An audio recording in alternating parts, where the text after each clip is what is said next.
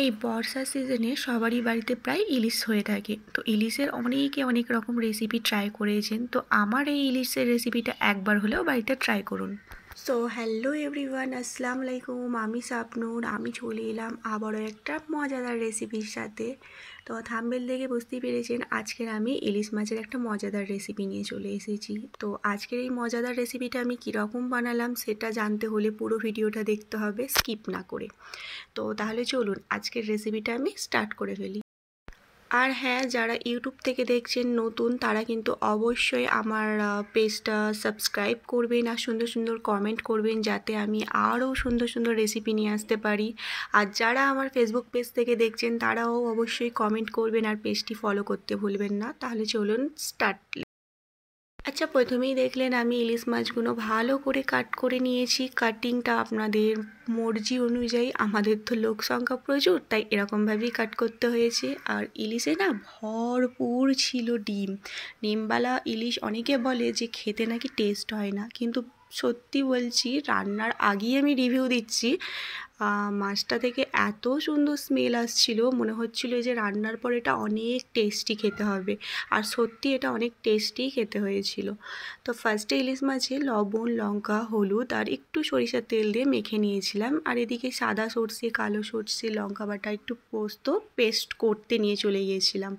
তো ওটা পেস্ট করে রেখে দিয়েছিলাম। এদিকে একটা কড়াইয়ে তেল দিয়ে ফোড়ন দিয়ে দিলাম হচ্ছে কালো জিরে, আর দিয়েছিলাম দুটো শুকনো লঙ্কা। তো ফোড়ন দেওয়ার সাথে সাথেই দিয়ে দিলাম একটা পেঁয়াজ বাটা। পেঁয়াজ বাটার সাথে ছিল একটা পরিমাণ লঙ্কা। তো সেই বাটাটা দিয়ে ভালোভাবে নাড়াচাড়া করে নিলাম। আর দিলাম এখানে পরিমাণ মতো বা স্বাদ মতো লবণ। তো আমি লবণটা 1 চামচই দিয়েছি, পরে যদি লাগে আবারও অ্যাড করে দেবো। আর এই যে বাটিতে ছিল 2 চামচ মতো টক দই, 1 চামচ শুকনো লঙ্কা, মানে হাফ চামচ মতো ছিল হলুদ গুঁড়ো, 1 চামচ জিরে গুঁড়ো, 1 চামচ ধনে গুঁড়ো। তো ভালো করে সেটা একটা দইয়ের সাথে সামান্য পরিমাণ জল দিয়ে মশলাটা তৈরি করে নিয়েছিলাম। সেই মশলাটাই পেঁয়াজ বাটার সাথে দিয়ে ভালো করে মিক্স করে নিলাম। তো এখানে দিলাম সেই মশলার বাটিতেই হাফ বাটি মতো জল। জলটা দেওয়ার কারণ হচ্ছে মশলাটা যাতে ভালোভাবে কষানো যায়। তো মশলাটা যখন একটু ফুটে আসবে, মশলা থেকে যখন মোটামুটি তেল ছেড়ে আসবে, তখন কিন্তু এটা নাড়াচাড়া করে ঢাকা দিয়ে দিতে হবে। তো দেখতেই পাচ্ছেন মশলাটা কত সুন্দর ফুটে এসেছে। তো আমি এটাকে ঢাকা দিয়ে দিলাম 5 মিনিটের জন্য।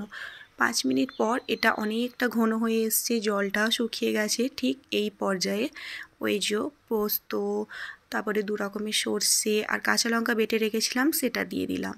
সেটা দিয়েও ভালোভাবে এটাকে নাড়াচাড়া করে নিতে হবে। তো নাড়াচাড়া করার পর যখন দেখলাম মশলা থেকে একটা সুন্দর গন্ধ বেরোচ্ছে আর দেখলাম তেল ছেড়ে এসেছে, তখন এটাকে না ঢাকা দিয়েছিলাম আবারও 5 মিনিটের জন্য। তো 5 মিনিট ঢাকা দেওয়ার পর ঢাকনা খুলে দেখলাম মশলাটা অনেকটা কষে ঘন হয়ে এসছে। ঠিক এই পর্যায়ে দিয়ে দিতে হবে পরিমাণ মতো জল। তো আমার মাছের সংখ্যা অনেকটা বেশি থাকার কারণে আমি 4 বাটি বা 4 কাপ মতো জল ব্যবহার করেছি। আপনারা কিন্তু অবশ্যই আপনাদের মাছের পরিমাণ অনুযায়ী জলটা ব্যবহার করবেন। আর হ্যাঁ, এই যে জলটা ফুটে আসবে, ঠিক এই পর্যায়ে আপনারা লবণটা টেস্ট করে নেবেন। যদি লবণ কম থাকে আপনারা অ্যাড করবেন। আমার লবণের পরিমাণ ঠিকঠাকই ছিল। তো জলটা ফুটে এলো, তো এই পর্যায়ে মাছগুলো এক এক করে দিয়ে দিতে হবে। তো দেখতেই পেলেন রেসিপিটা কতটা ইজিলি, আর এই ইজিলিভাবে রেসিপিটাই কিন্তু অনেকটা টেস্টফুল হবে। তো যাই হোক, আমি আস্তে আস্তে সব কিছু মানে সব মাছগুলো এক এক করে আমি ঝোলের মধ্যে দিয়ে দিলাম। তো এরপর এটা ফোটার অপেক্ষায়। তো ফোটার জন্য এটাকে 5 মিনিট ঢাকনা দিয়ে রেখে দিতে হবে। তো 5 মিনিট ঢাকনা খোলার পর যখন দেখব এটা ফুটে এসেছে, ঠিক তখন এই পর্যায়ে ব্যালেন্সের জন্য 1 চামচ এখানে চিনিটা দিয়ে দিতে হবে। তারপর এটা আলতো হাতে বা আস্তে আস্তে মাছটা উল্টে দিতে হবে আরেক পিঠ সিদ্ধর জন্য। তো আমার উল্টানো কমপ্লিট হয়ে গেছে। আমি টেস্টটা আরও দ্বিগুণ করার জন্য ধনিয়া পাতা দিয়ে দিলাম। এটা অপশনাল, দিতেও পারেন নাও দিতে পারেন। আর দিয়েছিলাম সামান্য পরিমাণে গরম মশলা আর আধা স্পুন চামচ ঘি। এই ঘিটাই মাছের টেস্টটা আরও দ্বিগুণ করবে। তো তাহলে দেখছেন কি, এইভাবে ইলিশ মাছ একবার বাড়িতে ট্রাই করে ফেলুন। রেসিপিটা কিন্তু অনেক ইয়াম্মি, খেতেও কিন্তু অনেক টেস্ট হয়েছিল। তো অবশ্যই আপনারা বাড়িতে এরকমভাবে একবার ট্রাই করে দেখবেন। তো রেসিপিটা কীরকম লাগলো অবশ্যই আমাকে জানাবেন। আজকের মতো এখানে, আমি আবারও আসবো নতুন একটা রেসিপির সাথে। তো চলুন, বাই, আল্লাহ হাফেজ।